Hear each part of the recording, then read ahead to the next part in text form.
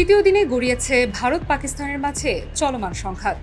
যদিও কাশ্মীর ইস্যুতে এই সংঘাত বহু বছরের পুরনো, তবে সাম্প্রতিক পেহেলগামে ঘটে যাওয়া সন্ত্রাসী হামলাকে কেন্দ্র করে দুই দেশের মাঝে চলছে এক প্রকার যুদ্ধ অবস্থা।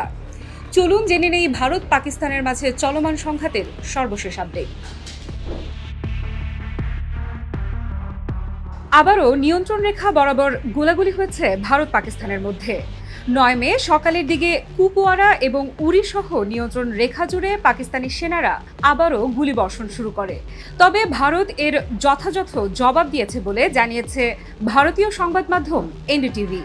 এতে হতাহতের কোনো তথ্য পাওয়া যায়নি।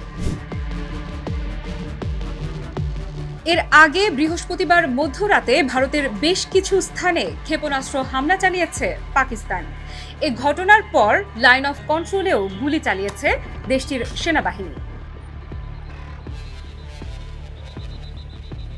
এদিকে ভারত শাসিত কাশ্মীরের উধমপুর এবং পাঞ্জাবের পাঠানকোটের 3টি সামরিক স্থাপনায় পাকিস্তান ক্ষেপণাস্ত্র আর ড্রোন দিয়ে হামলা চালিয়েছে বলে দাবি করেছে ভারতের সেনাবাহিনী। তবে ভারতের এই অভিযোগ নাকচ করে দিয়ে পাকিস্তানের প্রতিরক্ষা মন্ত্রী খাজা মোহাম্মদ আসিফ বলেছেন, ভারত শাসিত কাশ্মীরের কোনো হামলার দায় তার দেশের নয়। এদিকে 9 মে সামাজিক যোগাযোগ মাধ্যম এক্সে দেয়া পোস্টে ভারত ও পাকিস্তানের মধ্যে ক্রমবর্ধমান উত্তেজনা নিয়ে উদ্বেগ প্রকাশ করেছেন তুরস্কের প্রেসিডেন্ট রিসেপ তাইয়েব এরদোগান।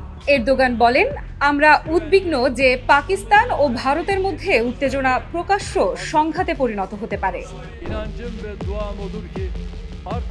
পাকিস্তানের প্রতি তার সমর্থন প্রকাশ করে তুর্কি প্রেসিডেন্ট বলেন, আমি পাকিস্তানের ভ্রাতৃপ্রতিম জনগণ ও সরকারের প্রতি সমবেদনা জানাচ্ছি।